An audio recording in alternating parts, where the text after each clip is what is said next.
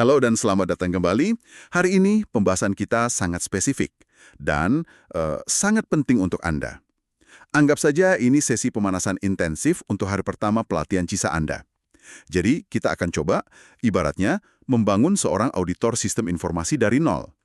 Kita akan kasih dia surat izin berburunya, kompas moralnya, sampai peralatan detektifnya.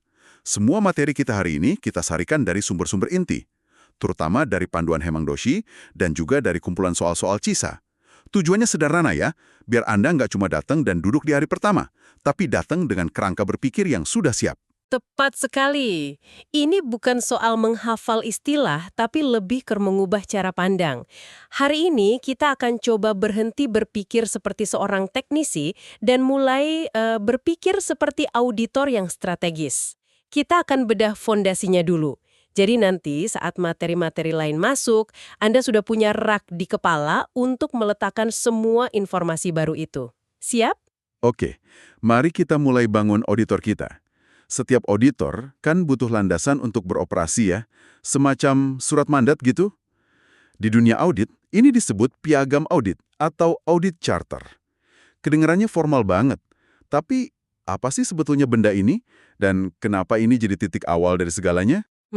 Coba bayangkan piagam audit itu seperti surat perintah resmi dari Dewan Direksi atau dari Komite Audit. Ini dokumen tingkat tinggi yang intinya bilang, tim audit ini punya wewenang untuk pergi ke departemen manapun, melihat data apapun, dan bertanya pada siapapun untuk menjalankan tugasnya. Jadi dokumen ini yang mendefinisikan tujuan, wewenang, dan tanggung jawab fungsi audit secara keseluruhan. Jadi tanpa dokumen ini, tim audit bisa-bisa nggak punya gigi gitu ya? Persis. Saya pernah lihat sendiri ada kasus audit keamanan cyber yang sangat penting, tiba-tiba dihentikan di tengah jalan. Loh, kenapa? Karena kepala divisi IT yang merasa terganggu bilang, kalian tidak punya wewenang di sini. Ini area saya. Nah, tanpa piagam audit yang disetujui pimpinan tertinggi, tim audit bisa dengan mudah dimentahkan begitu saja. Jadi piagam audit ini perisai sekaligus pedang mereka. Penting sekali. Oke, itu membuatnya jadi sangat jelas. Tapi ada istilah lain yang sering muncul dan kedengarannya mirip nih. Engagement letter. Apa bedanya dengan piagam audit? Kan sama-sama dokumen wewenang ya? Nah, ini pembedaan yang krusial. Kalau piagam audit itu, katakanlah payung besar, yang mencakup seluruh aktivitas audit. Seluruh kegiatan audit di organisasi itu ya, untuk setahun penuh misalnya. Tepat, untuk setahun penuh. Sementara engagement letter itu seperti payung kecil untuk satu hari hujan. Dokumen ini dibuat untuk satu penugasan audit spesifik. Jadi kalau Anda ditugaskan mengaudit sistem penggajian bulan ini, nah Anda akan punya engagement letter yang isinya ruang lingkup, tujuan, dan jadwal hanya untuk audit penggajian itu saja. Paham. Jadi semua engagement letter itu beroperasi di bawah wewenang yang lebih besar dari si piagam audit. Tepat sekali. Oke, ini membawa saya ke sebuah konsep yang sepertinya sederhana tapi sebenarnya rumit banget. Independensi. Rasanya ini adalah superpower seorang auditor, tapi sekaligus juga kryptonite-nya. Apa sih sebenarnya yang dimaksud dengan independen, dan seberapa mudah superpower itu bisa hilang? Independensi itu fondasi dari kepercayaan. Tampaknya ya semua temuan audit jadi tidak ada artinya. Ini komitmen untuk memberikan penilaian yang objektif, tidak bias, dan hanya berdasarkan fakta. Sumber-sumber kita memberikan contoh yang sangat gamblang soal apa yang bisa menghancurkan independensi ini. Misalnya, Misalnya begini, juga Anda sebagai auditor ikut merancang dan mengimplementasikan sebuah sistem baru, 6 bulan kemudian Anda nggak bisa datang dan secara objektif mengaudit sistem yang Anda bangun sendiri kan? iya juga ya, itu konflik kepentingan yang jelas. Sama halnya kalau Anda merekomendasikan vendor software tertentu, atau ikut merancang kontrol untuk proses manajemen resiko. Anda sudah jadi bagian dari proses, bukan lagi penilai yang netral. Oke, secara teori saya paham, tapi jujur deh, di dunia nyata, seberapa realistis independensi penuh itu? Auditor kan tetap digaji oleh perusahaan yang sama. Mereka makan siang bareng orang-orang yang mereka audit. Mereka bagian dari budaya perusahaan. Apa independensi ini nggak cuma sekedar ilusi? Itu pertanyaan yang sangat valid, dan ini adalah pergulatan etis yang konstan bagi setiap auditor. Kuncinya bukan pada isolasi sosial. Auditor nggak harus jadi pertapa. Kuncinya ada pada dua hal, struktur pelaporan dan objektivitas mental. Secara struktural, fungsi audit itu idealnya melapor langsung ke komite audit di Dewan Direksi, bukan ke manajemen yang mereka audit. Ini memberi mereka perlindungan.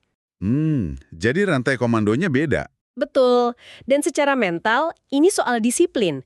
Anda boleh kasih saran soal best practices, tapi Anda nggak boleh bikin keputusan operasional. Dan ada satu aturan emas. Kalau independensi Anda terganggu, misalnya Anda diminta mengaudit departemen yang dulu Anda pimpin, fakta itu harus diungkapkan secara penuh kepada manajemen dan dalam laporan audit. Transparansi itu jaring pengamannya. Baik, jadi auditor kita sekarang punya surat izin berburu yaitu piagam audit dan kompas moral yaitu prinsip independensi. Tapi di perusahaan besar kan, ada ratusan aplikasi dan sistem. Ini seperti hutan belantara. Di mana mereka harus mulai berburu? Nggak mungkin kan periksa semuanya? Auditor yang hebat tidak memeriksa semuanya. Mereka memeriksa hal yang paling penting. Caranya? Dengan pendekatan berbasis resiko. Ini inti dari audit modern. Kita nggak mulai dari teknologi, kita mulai dari bisnis. Apa maksudnya mulai dari bisnis? Kita harus bertanya dulu, apa tujuan utama organisasi ini? Jadi pemimpin pasar, memberikan layanan pelanggan terbalik. Setelah tahu tujuannya, kita tanya lagi, aset informasi apa yang paling krusial untuk mencapai tujuan itu? Sistem CRM, database produksi. Nah, disitulah kita memusatkan sumber daya audit kita yang terbatas. Area dengan resiko terbesar bagi tujuan bisnis adalah prioritas utama. Wah, ini benar-benar mengubah cara pandang. Jadi bukan soal server mana yang paling tua, tapi server mana yang kalau mati, bisnisnya ikut mati. Bicara soal resiko, ada dua istilah yang selalu muncul dan sering bikin bingung. Risiko inherent atau inherent risk dan risiko residual atau residual risk. Bisa tolong diuraikan? Tentu, ini konsep inti. Coba bayangkan gini, risiko inherent itu risiko mentahnya, risiko dari sananya, sebelum kita melakukan apa-apa. Misalnya, bisnis yang lokasinya di pesisir pantai. Secara inherent, dia berisiko kena tsunami. Titik, itu risiko bawaannya. Di dunia IT, sistem perhitungan keuangan yang rumit, secara inherent lebih berisiko salah hitung daripada aplikasi pencatat alamat biasa. Oke, jadi itu tingkat bahaya di alam liar sebelum kita membangun benteng apapun. Saya suka analogi ini. Risiko inherent itu seperti risiko rumah Anda yang dibangun di dataran rendah akan kebanjiran. Itu sudah takdir lokasinya. Analogi yang sempurna. Nah, sekarang risiko residual adalah risiko yang tersisa setelah Anda membangun benteng, setelah Anda susah payah membangun tanggul penahan banjir yang kokoh di sekitar rumah Anda. Mungkin masih ada risiko rembesan kecil atau tanggulnya jebol kalau banjirnya luar biasa besar kan? Tapi risikonya sudah jauh berkurang kan? Itulah risiko residual. Formulanya sederhana. Risiko residual sama dengan risiko inherent dikurangi efektivitas kontrol. Dan tugas auditor adalah memeriksa apakah tanggul itu benar-benar kokoh, apakah ada retakan, dan apakah dibangun sesuai spesifikasi. Tepat. Auditor nggak cuma percaya bahwa tanggul itu ada. Mereka memeriksanya untuk memastikan tanggul itu benar-benar berfungsi dan bisa diandalkan. Proses penilaian risiko inilah yang jadi peta bagi auditor. Oke, jadi tanggul itu adalah kontrol. Auditor kita sudah punya peta risikonya. Sekarang dia butuh peralatan detektif untuk memeriksa tanggul-tanggul ini. Tapi saya yakin nggak semua kontrol itu sama. Pasti ada jenis-jenisnya kan? Betul sekali. Memahami jenis-jenis kontrol ini sangat fundamental. Sumber kita membaginya jadi 3 kategori utama. Yang pertama, dan yang paling ideal, adalah kontrol preventif. Dari namanya, ini untuk mencegah masalah terjadi ya? Tepat. Ini lapisan pertahanan pertama dan terbaik. Tujuannya menghentikan masalah sebelum terjadi. Ini seperti memasang kunci yang kuat di pintu. Contoh klasiknya di dunia bisnis itu pemisahan tugas atau segregation of duties. Ah, iya. Jadi orang yang punya wewenang menyetujui pembayaran nggak boleh orang yang sama yang membuat permintaan pembayaran. Itu kontrol preventif yang sangat kuat. Contoh lain ya, firewall di jaringan. Atau kebijakan kata sandi yang kompleks. Semua itu dirancang untuk mencegah akses tidak sah dari awal. Oke. Tapi kan tidak ada kunci yang tidak bisa dibobol. Disitulah lapisan kedua masuk, kontrol detektif. Oke. Jadi kalau kontrol preventif itu kunci di pintu, Kontrol detektif ini seperti alarm yang berbunyi kalau ada yang berhasil mendobrak pintu itu. Analogi yang pas sekali. Kontrol detektif dirancang untuk mendeteksi masalah setelah terjadi, secepat mungkin. Contohnya adalah meninjau log akses sistem, mencari aktivitas mencurigakan, atau rekonsiliasi bank bulanan untuk menemukan transaksi janggal. Mencegah, lalu mendeteksi. Logis. Apa yang ketiga? Yang terakhir adalah kontrol korektif. Ini tim tanggap darurat Anda. Kontrol ini baru aktif setelah masalah terdeteksi. Tujuannya untuk memperbaiki kerusakan dan meminimalkan dampaknya. Contoh terbaiknya, ya rencana pemulihan bencana atau disaster recovery plan. Atau prosedur restorasi data dari backup. Kalau server utama terbakar, rencana inilah yang memandu Anda untuk kembali beroperasi. Jelas sekali. Preventif, detektif, korektif. Kunci, alarm, dan tim pemadam kebakaran. Ini membawa kita ke masalah praktis di lapangan nih. Auditor sudah punya peta resiko dan tahu jenis kontrol yang harus diperiksa. Tapi di perusahaan besar ada jutaan transaksi, ribuan log. Nggak mungkin kan seorang auditor memeriksa semuanya satu persatu. Bagaimana mereka bisa yakin tidak melewatkan sesuatu yang krusial? Itu dia pertanyaan senilai jutaan dolar. Dan jawabannya adalah dengan seni dan sains yang disebut sampling. Auditor tidak perlu memeriksa 100% populasi untuk dapat keyakinan yang wajar. Mereka mengambil sampel yang representatif secara statistik. Tapi cara mengambil sampelnya tidak, tergantung tujuannya. Oke, ini bagian yang sering membingungkan. Ada dua jenis utama kan? Benar. Yang pertama itu attribute sampling. Ini digunakan untuk uji kepatuhan atau compliance testing. Tujuannya sangat sederhana, menguji ada atau tidaknya sebuah atribut. Pertanyaannya selalu biner, ya atau tidak. Contohnya seperti apa? Dari situ, Anda bisa menyimpulkan dengan tingkat kepercayaan tertentu bahwa sekitar 5% dari seluruh populasi faktur itu tidak patuh. Oke, jadi atribut itu soal kualitas atau ciri. Ada atau tidak ada.